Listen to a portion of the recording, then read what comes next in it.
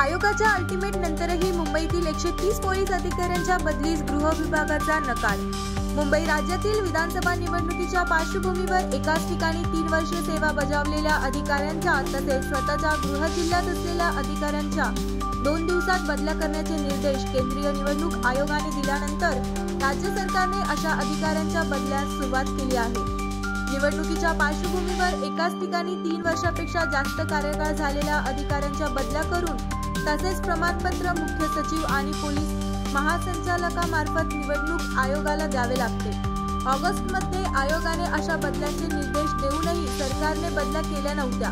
शेवटी मुंबई दौऱ्यावर आलेल्या आयोगाने रविवारी 2 दिवसात या बदल्या करण्याचे निर्देश सरकारला दिले होते। त्यानुसार सरकारने सोमवारपासून बदल्यांना सुरुवात केली। मंगळवारी राज्यातील 12 उपअधीक्षक दर्जाच्या पोलीस अधिकाऱ्यांच्या बदल्या करण्यात आल्या। मोठ्या प्रमाणात होणाऱ्या बदल्या नायब तहसीलदारापर्यंतच्या दर्जाच्या अधिकाऱ्यांच्या बदल्यांचे अधिकार महसूलने विभागीय आयुक्तांना दिले आहेत, तर विविध विभागातील बदलीपात्र अधिकाऱ्यांच्या बदल्यांना मुख्यमंत्र्यांनी मंजुरी दिली आहे।